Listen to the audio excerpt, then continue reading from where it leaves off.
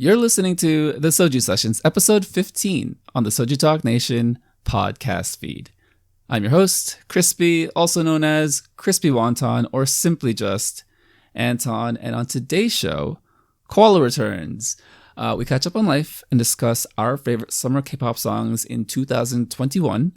We included songs that were released mid-May that gained success during the summer months, some well-known tracks, and some hidden gems.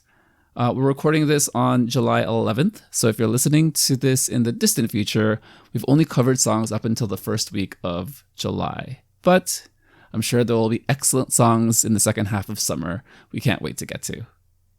Coming up, Summer K-pop Songs 2021 with Koala on the Soju Sessions.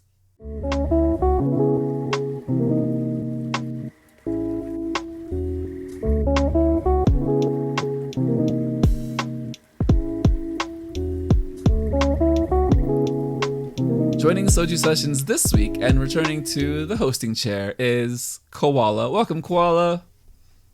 Hello. How are you this weekend? I'm tired. It's too hot. Well, welcome back. How's life? Well, let's do a life catch up before we get into some of the music this week for Soju Sessions.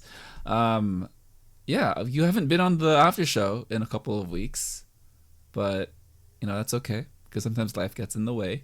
What have you been up to, and how's everything with you and yourself? Considering what has happened, it's pretty fine. I was at the hospital for a few days. It's nothing too serious. It's also the reason why my camera isn't on, because half of my face is paralyzed. I still can't really believe it, because it's just really unlucky that it happened to me. But I guess I'm still running some tests, still going to the doc every 2 or 3 days.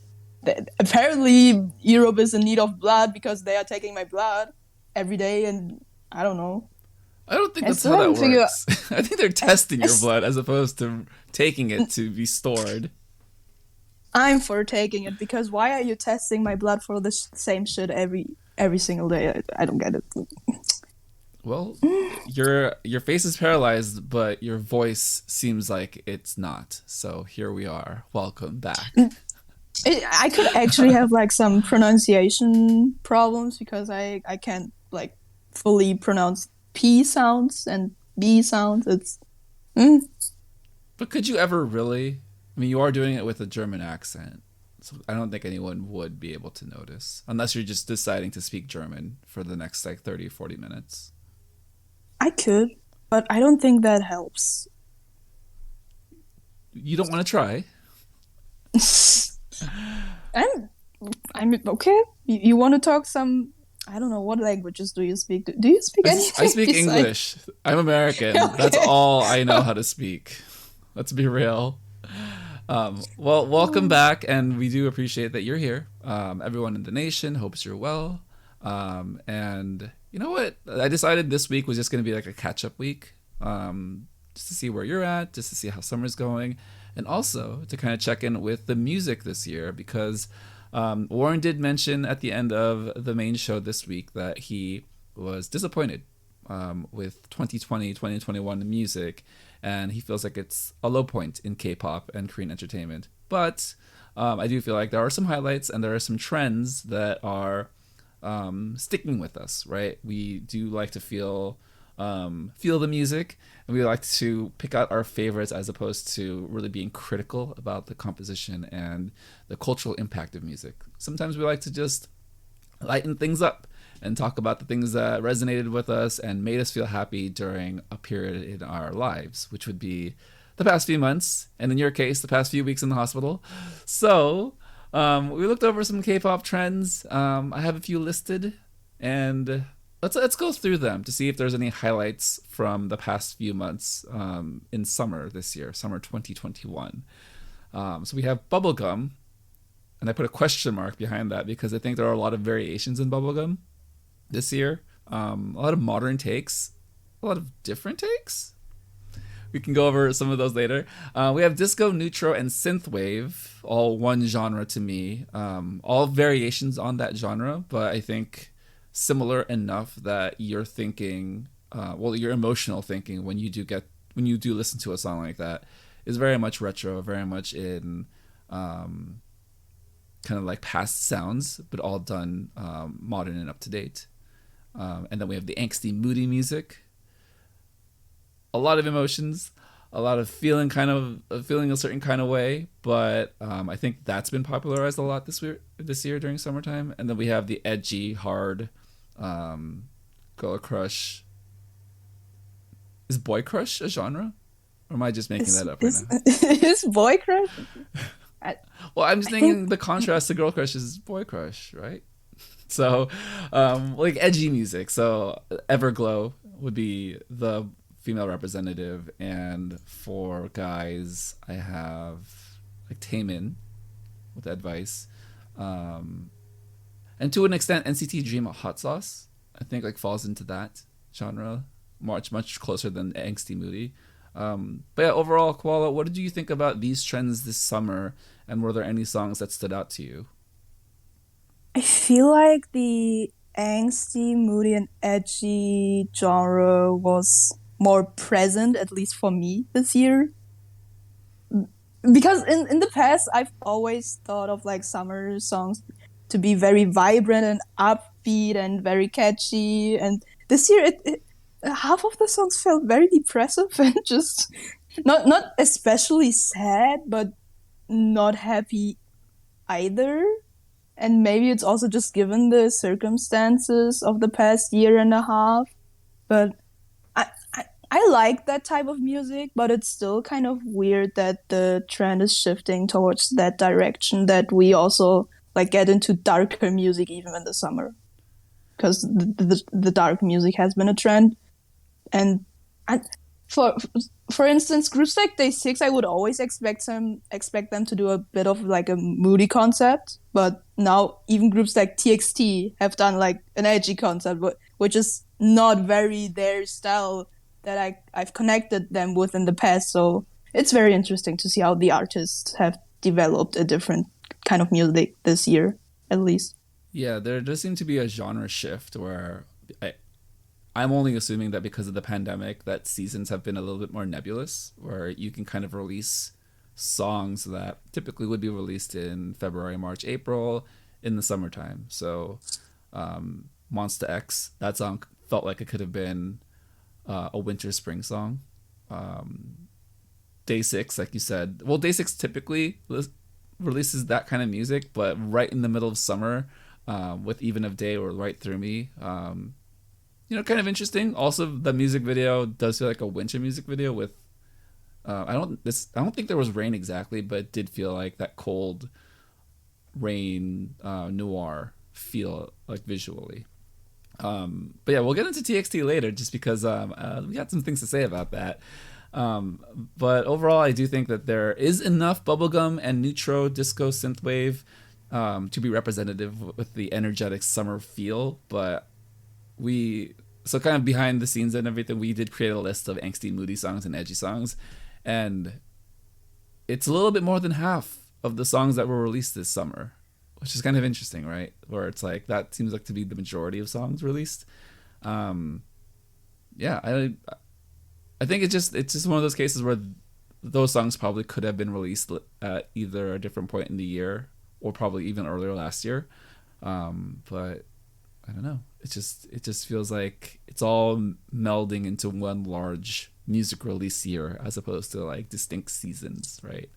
But thankfully, we have a couple songs that have put its identity with summer, and I'm really excited to talk about some of those this week. Let's move on now to our top 3 favorite songs released in summer 2021.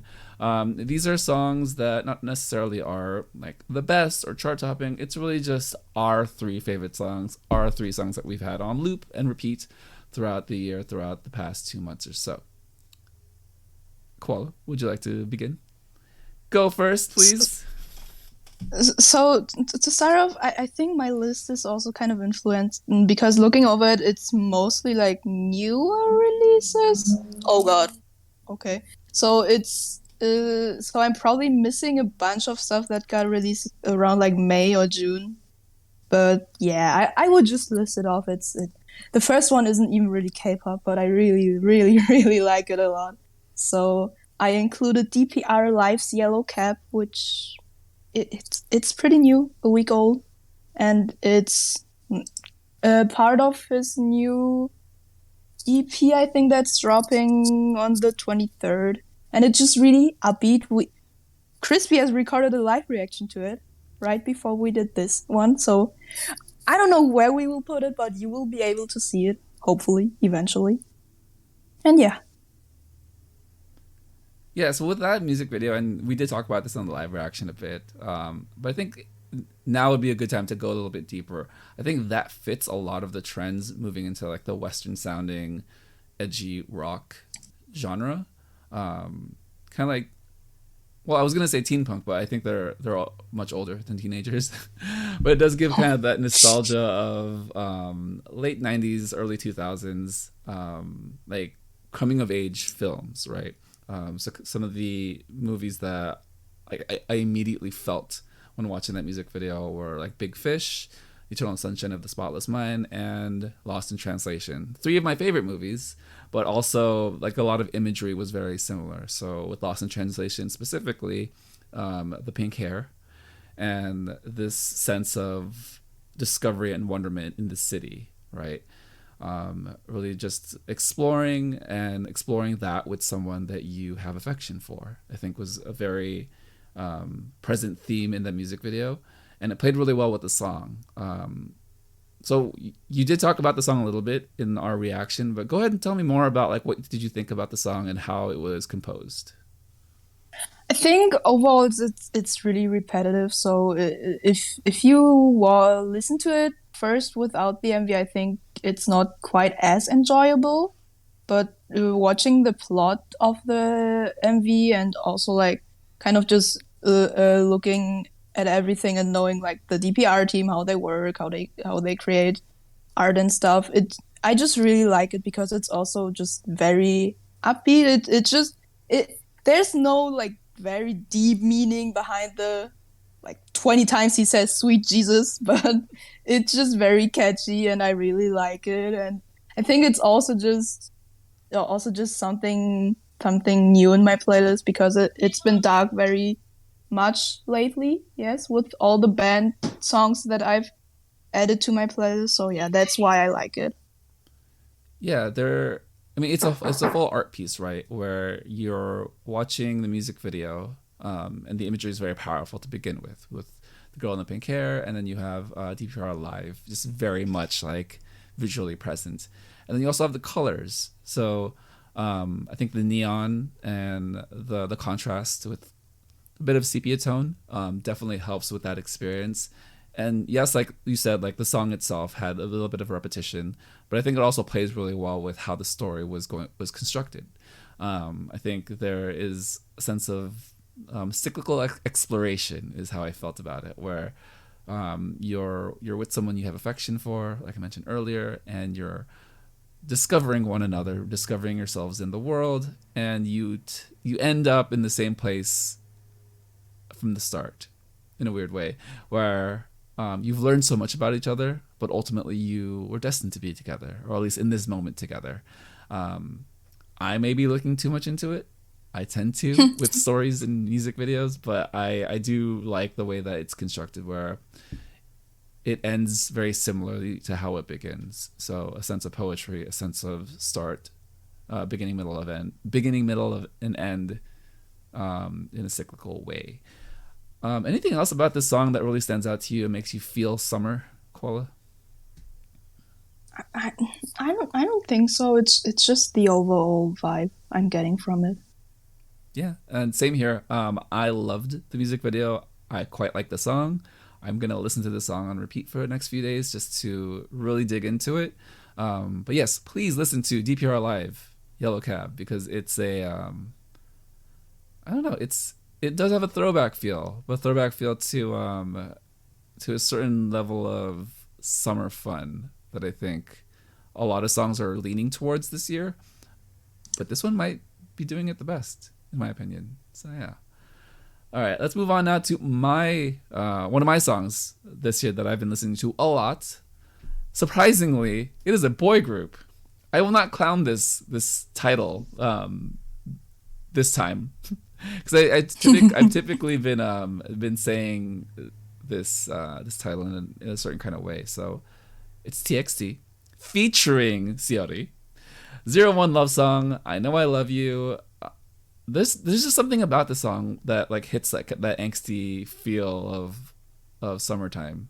I think this is kind of the theme between the two songs, between DPR Live and TXT, where it's that coming of age, almost like cinematic exploration that I don't know. So there's something that resonates with me about that, and I think that has to do with like this past year and the pandemic and a lot of uncertainty.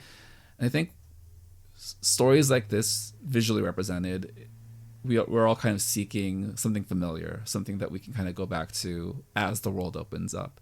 And I think that's the reason why for me this song kind of resonates, because like they mentioned on the main show, it's very evocative of like My Chemical Romance or like that 90s, early 2000s punk angst rock music, right?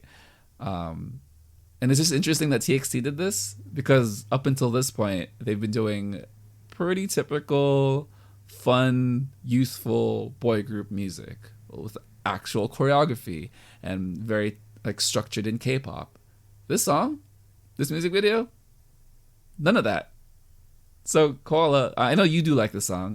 What did you think about this song when it first released in comparison to everything you've known about TXT? I wasn't quite a fan of TXT's music before. I think I listened to like 2 B-sides, not even the title tracks. They kind of just didn't resonate with me. But this song was right up my alley. I'm just into the angsty music. I have a problem. Please help. And this is definitely my favorite title track from their past 5 title tracks they've had yet.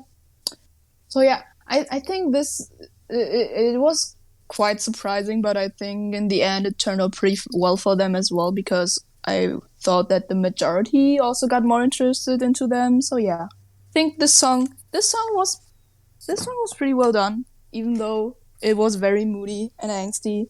I didn't expect it, but I still loved it. Yeah, and I think they brought in Seori in a really nice way to kind of accentuate a lot of the emotions of the song. I joke that this is a Seori song featuring TXT. I apologize to all the TXT fans. I do like the song because of them, so that is an admission of guilt. You can have that, TXT fans. Oh my god! But I do think that there is something like interesting about like why angsty music is resonating during summertime, with certain parts of the world opening up and yet still feeling so far away from moving past like this very challenging period in history, the pandemic, right? And revisiting these moments of like self-discovery with your friends. I think these are all very universal themes and things that have been depicted in Western media and movies for a number of years, but I think we've lost it a bit. I don't remember the last like angsty, moody, coming of age summer movie that really resonated in the United States or even like globally, right? I can think of a few, maybe like 2 or 3 years ago, but that also feels like a lifetime ago. And to me, this is the closest thing of, oh, like we're bringing these stories back, but we're doing it in K-pop. And it's just interesting that it's happening through music as opposed to TV shows or movies. Another song I want to touch on by them, surprisingly, I do like 2 songs on their album. It's anti-romantic. Well, Koala, let me throw it to you. Why do you like this song so much? And what speaks to you about this song? I don't even know. I think it started off as a TikTok sound, and that part was just very catchy. And then I listened to it afterwards when the album came out, and it just kind of fit with 01 love song, kind of to play those 2 back to back, just the same kind of mood. And yeah, I don't resonate with the rest of the album, but I really like those 2 songs. I don't know whether I like Anti-Romantic more though. Depends. Same. Like surprisingly, so I gave the two songs a try chance. Um, Trying to listen to the entire album, right? Because I typically like to give an album time to breathe and try to figure out like if there is a common theme or if there's a direction that the artists were going in. And I couldn't get away from the first two songs. Like I just kept going back to it to the point where in my head those are the only two songs that exist in TXT this summer. Because they do, like you said, they do complement each other quite well. Anti-Romantic is much slower. There isn't that amazing like crescendo of 01 Love Song, but it does feel like an introduction to this larger story that you're going to see in the music video for 01 Love Song. And that's the idea of being an anti-romantic, right?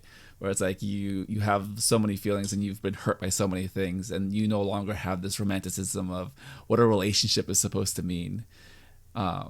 In so doing, you do that and you brood with your friends and you brood with your other homies that have also had their hearts broken over the years.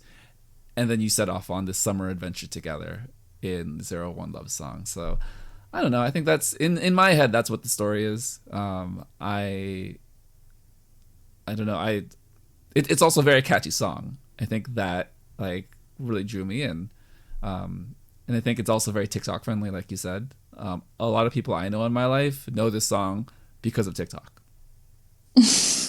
And then they would go back and listen to it. It's like, oh, this is a Korean song. It's like, yeah, it's weird, right? It's like, it sounds very Western and friendly. And even the other song that they've come across. So I think they've done a lot to introduce the Western audience to Korean entertainment with these two songs. Interesting that these two songs are the least K-pop of TXT. But hopefully that'll encourage people to explore more of their music and even the rest of the album, because I think the rest of the album is more typical of what K-pop sounds like, especially Magic, the song that comes right after 01 Love Song. So yeah, check out TXT, guys. I think this one surprised me this summer the most. All right, we're just gonna continue with the angsty, moody summer vibes here. Koala, what is your next favorite song of the summer? I would just go with the list of the male soloists. I don't care anymore. My next one is BI, Illa Illa. So I would actually choose Illusion if we had like B-sides, but just going off title tracks, Illa Illa. Yeah, we had the after show. I talked a lot about the mini album. Not the mini album, it was a full album, wait. A full album, yeah. The symbols, everything, why I loved everything. And I think it's, if you want to hear more about it, I talked a good 20 minutes probably back then.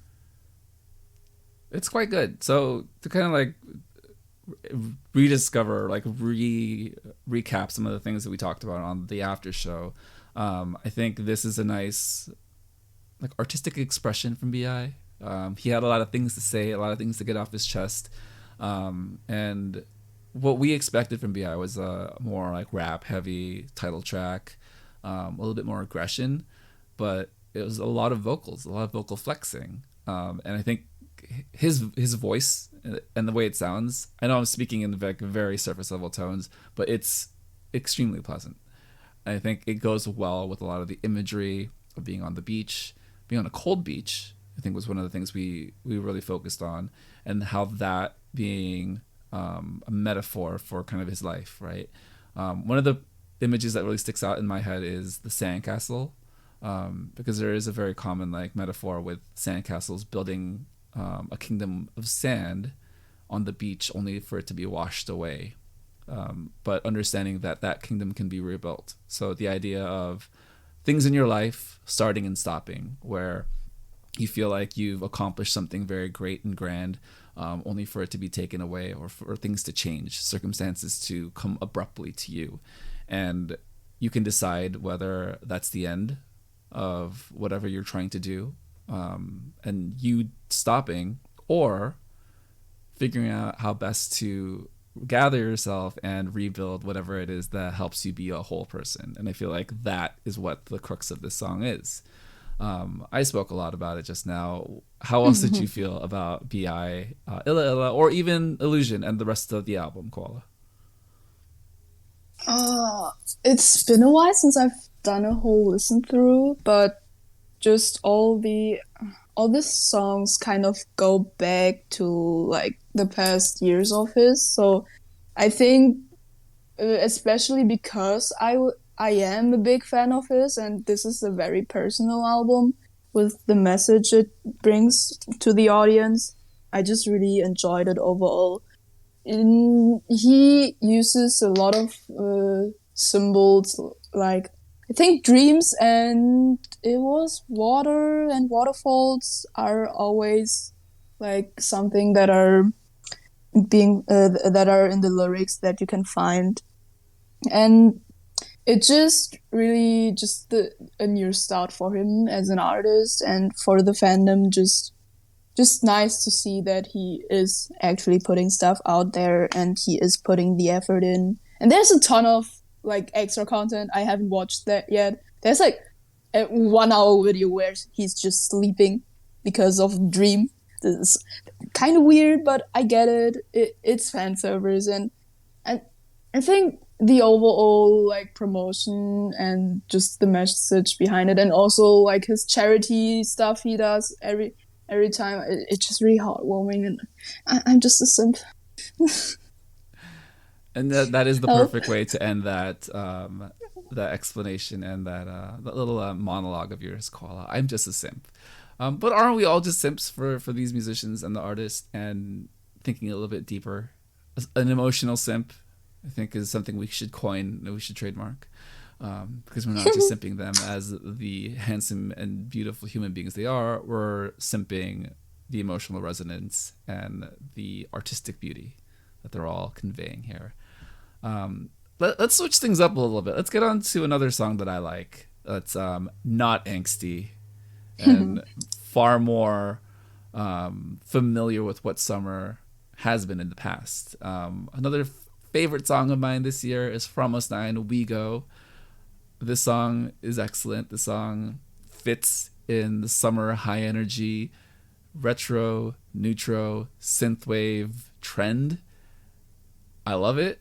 The music video, I think this is the thing that stood out to me most. They mentioned it on the show a number of times, but I think it probably, if there was an award for best music video in K-pop, this one is the most, I don't know, most creative, has the most ingenuity. To quickly describe it, what it is, it's a screen cap of a screen. It kind of looks like an iOS like editing software, but it's editing the music video in real time with clips from cameras. So imagine like you vlogging and you creating like a music video, like a home music video, and it's screen capping that to the song as it's editing different scenes, different members, and it's just done so creatively, and it just stood out to me. I was just like kind of blown away with this concept. It does feel a lot like an Apple commercial, in the sense that Apple has done creative things like this in the past, right? Not to say like, oh, they copied Apple, because I don't think Apple has ever done anything to this extent, because I do think the music itself is edited so supremely well that it does stick out on its own. But I do understand if the comparison to Apple is there. What did you think about the music video when you saw it, Koala? Cute, very cute. I mean, look at them. How can you not enjoy that music video? It was just very creative, and Yeah. just girls. What the setting was beach, right? Am I mistaken it? I'm like trying to remember. There's a couple settings like the beach. I know they're on planes at a certain point. Oh yeah, the plain one. Oh Yeah. yeah. Okay. Yeah. I think it was just it was just great overall. Like, it doesn't seem like a lot of fancy shit is happening, but it's still very much effort put into it, and the outcome is really great. So yeah, I really liked it. Yeah, I think it's so visually appealing, right? And it really sticks in your memory. The song itself, very upbeat song, very well composed. I listen to the song often. I have this on a summer playlist. It's at the top. I don't know how else to describe it. I mean, I think we've talked about it a lot on the after show and the main show, but I think this song is very indicative of the trend, but it's also done very well. Was there anything about the song that stood out to you, Koala? I don't think so. I've liked Promise Nine stuff before, so I was expecting to like this title track anyway. Yeah. I think same here. I do like Promise Nine, but this one kind of surprised me more because oftentimes I'll have a playlist for the year with all the artists that I have listened to, mostly female artists. And Promise Nine is always there. And there's, if I'm being honest, I don't necessarily cling on to or have the strongest memories of their songs. But this one, for some reason, I think because it's fitting the disco synthwave trend, I was kind of looking out to see like what they did differently. I can't exactly tell you, but I will say it's done really well. Yeah, I think, and also listen to the entire mini album. There's 3 songs. They all complement each other really well. The first song is called Airplane Mode, and it feels like it's easing you into what We Go becomes, right? It's this idea of you're taking off, you're in an airplane, you put your phone in airplane mode, ready for your trip, ready for your adventure, and that's where We Go kind of takes you, which then pairs really well with the music video images of all the recordings that you've taken on your trip, and all the fun you've had with your friends, and now you're going back home to edit your memories and put them in a way where you can share it with others. Yeah, just overall great theming and great storytelling from the entire mini album. The final song, do you remember the title of the final song? Oh, I don't remember it. I can pull it up. But the final song, Promise, is a slower song, and I think it does capture, or like it does end the mini album really well. And I think this is a really great example of a beginning, middle, and end in storytelling in a mini album. Legitimately 3 songs. It only took 3 songs to tell a really nice, concise summer story of going on a trip together with your homies, your friends, and I think it was done very sweetly. And the barrier of entry for this song, this mini album, is very low. You can listen to it whenever. It's 3 songs. Check it out, please. And also, I think it's a really good introduction for people new to K-pop. So again, like the trend is going like in the Western market. If you want something that sounds distinctly K-pop, listen to these 3 songs, and you will see the spectrum of what K-pop has accomplished and can accomplish. All right, we've talked a lot about For Almost Nine. We love them, but let's move on to your last song. Last song, maybe.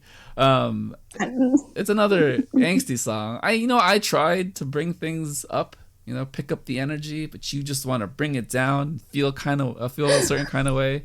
So, what is your last, most listened to favorite song of this summer, the Koala? I'm still not sure which one to pick. God damn it! So I have 17 ready. So the whole mini album, please, any song of theirs, but with the title track "Ready to Love" or Wu's song "Lazy." I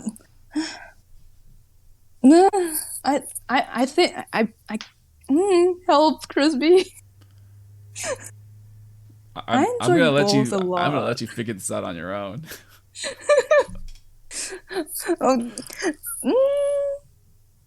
I will take 17. 17 Ready to Love because you know that song a bit as well. So yeah, easier to talk about. I think based on the whole mini album, I would say I've listened to Heaven's Cloud the most, but I still quite enjoy Ready to Love after getting warm with it and listening to it over and over again. Another contender was Game Boy. Yes, Game Boy. It is very different though, so if you expect like the typical K-pop summer song, you're wrong there. It's written by Vernon, so you can expect his influence as a rapper in this song. But I think why I like this mini album so much is because of the whole concept that they were going for, which was being a more mature version of themselves than 5 years ago when they debuted, which is why the cover art is also so similar to their debut album. And I just really enjoyed this album on repeat. while being outside. Yeah. You want to add something, Crispy? No, I think he did a nice job capturing the emotions of 17. If I'm being honest, I've only gotten... No, I listened to the mini album, but the ones that stood out to me are Heaven's Cloud, Ready to Love, and Game Boy, the ones that you mentioned. Heaven's Cloud is a really nice introduction to the entire mini album. I think it sets it up well, that it's going to be a little bit more emotional. And an expectation for vocals, I think, is a really nice like setup, right? Because Ready to Love, as a song, does have enough like EDM upbeat like tempo to it. As a music video, it's muted, intentionally muted, so it's not just like cement. The color scheme actually kind of works really well, but it's an angsty upbeat song, I guess that's the best way to put it. And then when you pair that with Heaven's Cloud, when you were listening to those songs back to back, it just puts you in a mood. However, I will say Game Boy, completely different. I don't know if I can I don't know if I can describe it with words. You might just have to listen to it if you're unfamiliar with that song. It's an experience. It's such a genre shift from these two songs, right? Like you're feeling a certain kind of way of like the summer moodiness of just like I want to like stay in bed because I don't have school anymore. And then all of a sudden like Game Boy pops up. It's like, "Oh, let's go play video games." And it's legitimately like the old school Game Boy like they're referencing, and it's like, okay, that's kind of cool. Like I can feel that. Yeah, no, I think this is a good song for 17. I think this is a good mini album for 17. It's a good switch up from a lot of other boy group music, in the sense of the era that 17 came out in. But I will say it does still fall under like the summer angsty mood. So I mean, they are following a trend, but they are doing it quite well. So if you're a 17 fan, congrats to you. You got a pretty cool song this summer. If you're a new 17 fan or new to K-pop, give them a try, because I think they'll give you another flavor of what K-pop can be, especially when compared to like the other boy groups that have released music this year. Let's move on now to my last song. Well, actually, let's do this real quick. Before I give my last song, I'm going to give a couple honorable mentions that stood out to me, that surprised me, and that I could have easily put into my top 3 favorites. But I think you'll understand why the last song is my favorite song of the summer. So I wanted to give a shout out to NCT Dream Hello Future. The music video is really cool. They're on a field. It kind of feels like a music festival. It kind of feels like they're consuming things that would make you hallucinate. Kind of cool. And the song's really good too. I think the song is very distinctly NCT, with kind of the aggression in the rap, but also mixed in with a little bit of youthful vibe. And it surprised me that I like this song to the extent of putting it on a playlist that I'm listening to currently. Luna's Paint the Town. Very aggressive. Very girl crush. But honestly, like I like Luna, so I think that's what helped in like the total experience for me. It does give a little bit of a different edge to the summer playlist, but it does pair really well with Everglow and First, and then it kind of transitions well with a lot of like the harder hitting female girl groups that came out this summer between Tribe and Hot Issue, and a little bit of Ponzona with Purple Kiss in there too. So I think that's a nice set of female artists that are going different from Bubblegum, that I think fit really nicely with the edgy, harder sound. And then also ITZY earlier in the year. I do want to give a shout out to Twice for, being Bubblegum in their new, modern, updated Twice way. The title track, there was a lot to say about Alcohol Free, but I will talk about their B-side that I love and adore, and that is Blue Love. I think Blue Love is the disco summer track that would have fit the trend quite nicely, but there is a level of just mellowness that I don't think I'm going to repeat that word, mellowness. I don't know if that's an actual word, but I just wanted to make sure that it didn't sound like I was saying something else. That I don't know if that would have captured or been enough to be a title track, so I can understand why it's a B-side. But as far as a disco song, excellent song. Quickly, two other songs that like I loved quite a bit. EXO with Paradise, another B-side, a more mellow disco song. Excellent song. I think it's one of those. It's a mood setter, but it really gets you into a vibe of like retro, but also like I don't know. I feel like I'm repeating like words over and over, but like very retro disco, right? And lastly, we have Jackson with "Leave Me Loving You." Some of these songs did come out early May to mid May. I think I still include them in summertime because they became successful throughout June, and are still fairly talked about now that we've gotten into July. So, yeah, those are some of my shout outs to a variety of music this summer. But now we're going to end things with my number one song of the summer, perhaps probably even a top 3 song of the year for me. And this is a song even Koala considered adding to her list, but she wanted to stay on brand with being angsty and moody and weird. So let's get right into it. We have Oh My Girl with Dun Dun Dance. My summer song of the year, probably one of my top songs of the year. The group Oh My Girl, their previous songs were Nonstop and Dolphin. They really popped off last year in 2020 after Queendom. I think they really captured the hearts and souls and minds of Korean netizens, of being kind of the wholesome, relatable girl group that, in a weird way, there was kind of a gap. There was kind of a space to fill. Not to say that other groups weren't filling it, but I think that their visibility and their openness to appear on Variety and a number of shows really helped improve their status with Korean culture and Korean people, and even international fans. I would say for me, there was enough content to connect with, and thankfully enough officially translated content for me to really dig into throughout the year. So everything was set up for them to come back, and they did so spectacularly with this song. To describe the song a little bit, it does fit the disco retro vibe and feel. There are very distinct Oh My Girl sounds from the vocals that Sungee brings in, to Mimi and kind of the trap breakdown that they tend to introduce with her sections, and her rapping. She has 2 rap sections.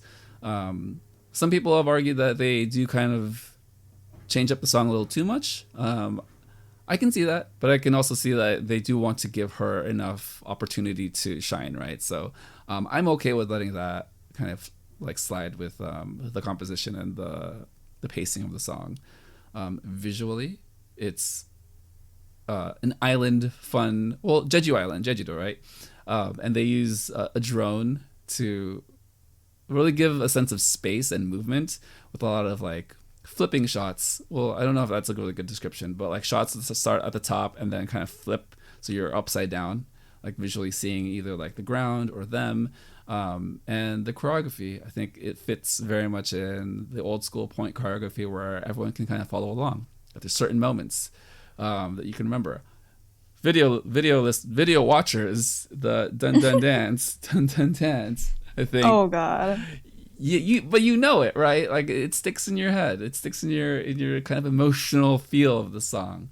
And my 2 favorite members, Yua and Aren. Aren, very visually, aesthetically pleasing.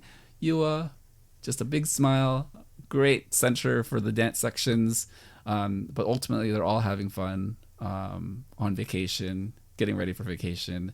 And I've spoken a lot about Oh My Girl on so many episodes and so many shows. Koala, please stop me. Why do you like this song? And why is this one of your favorite songs of the summer? Good question. I don't know. Nowadays I only associate Dun Dun Dance with that one clip of Sungee just singing. That middle part. Do you know which one I'm talking about? So high. Yeah.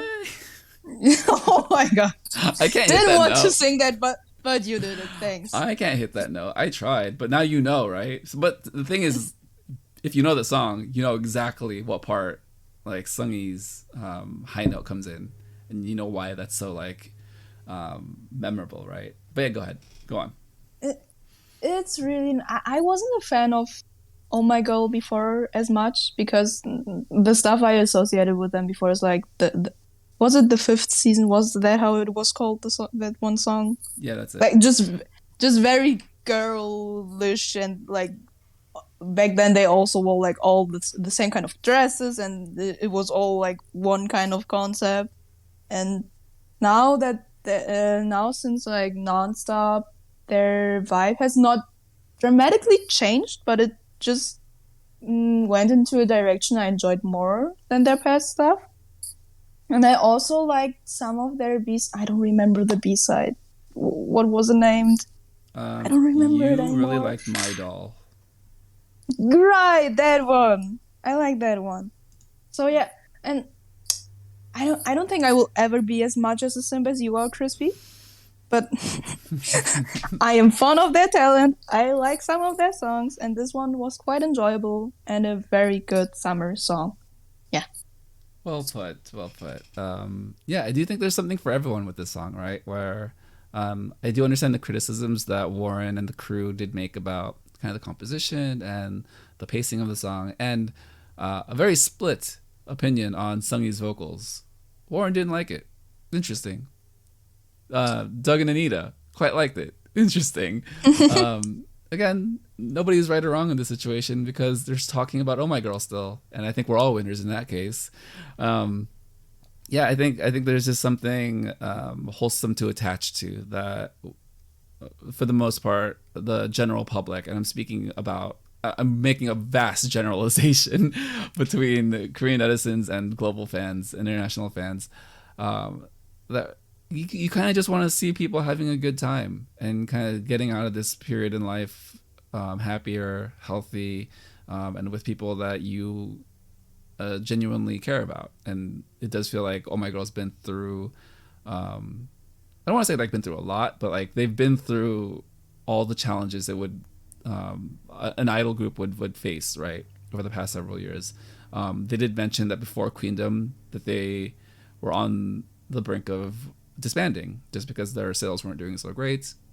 Their popularity wasn't as high or in the trajectory that would allow them to stay together. And I think that turning point in their careers really pushed them into kind of the heights that they're at now, with last year's Nonstop being such a big hit, and now this year, to me at least, Dun Dun Dance being the start and the staple of the summer trends, right? With disco and being happy. I think we can all agree that watching this music video, watching the members, and just watching everything put together, you do come away just feeling a lot better about the world and just feeling happy. So, yeah, check out Oh My Girl. If you don't really know them, and they've got a lot of content, they've got a lot of members doing really cool things. Arin and Binny have been acting in the past. I think Arin does have a role coming up in a drama. Yua is a supreme dancer. She has a lot of dance covers. She goes hard. Please check her out. Sungi and Hyojun, they're great personalities and they're on Variety often. So definitely, if you like Korean Variety, you will probably see them on something over the past year or so. Who am I missing? Mimi, great rapper. She does a lot of stuff with Yua, whether she's collabing with her or she's doing like dance videos or on dance programs. Am I missing someone? I hope I'm not missing anyone. Oh god. Right? I got everyone right. I can't tell you. We got Hyojung. It's 7 members, so Hyojung, Sungi, Binny, Arin, Yua, Mimi. Is it 7 or 6 members? For the purposes of being accurate, I'm going to look it up. I'm so sorry for all the listeners. Oh My Girl members. Anyways, have you enjoyed anything that the Oh My Girl members have done in the past? Is there 7? Jiho, that's what I'm missing. Jiho has become a face of like being an influencer as well. So she's on a lot of brands, and she is very well represented. So if you see her on a magazine or you see her just advertised somewhere, that's where she's been like very prominent throughout promotions and throughout the past year or so. So, all of them doing really well. 7 members. I got there. Let's do it again. Sungee, Hyojung, Jiho, Yuha, Arin, Binny, Mimi. Got there. All right. I'm a true fan, guys. I totally am.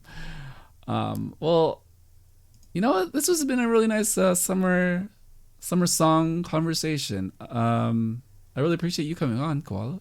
Thanks for talking about your favorite songs and catching us up on life and all the things you've been up to. Anything you're looking forward to in the second half of summer?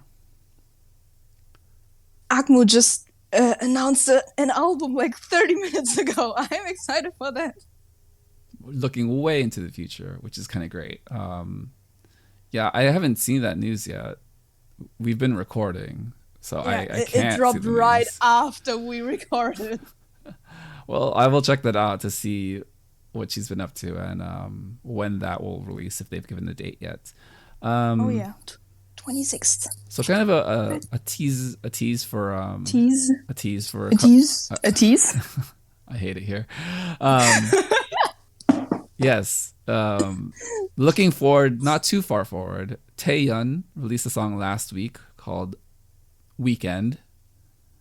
Let's just say we are fans of it. I, for one, am a big fan of it, to the point where I don't think I've stopped listening to that song.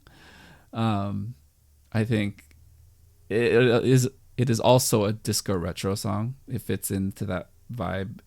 Taeyeon being a soloist, Taeyeon being kind of an amazing artist again, kind of the focus being on her, and she's kind of shining. So we'll talk about that next week on the after show, and perhaps even Soju Sessions, because I think that's probably, to me, another iconic song of the summertime, and I think that's going to be in my top songs of the summer, perhaps even top songs of the year, just because I kind of love everything about it. So that's kind of a preview for things to come. Any closing thoughts this week, Koala, on Soju Sessions? I hope I can actually attend the after show. It depends on what the phone call tomorrow I hope so will too. end up like. Yeah. Well, I appreciate you coming on. I appreciate your health being enough to simp about very angsty things. And yeah, let's close it out there for this week.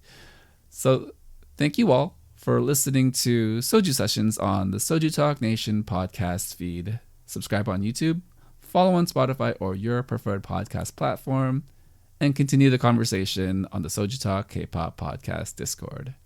For Koala, this is Crispy, and this has been the Soju Sessions.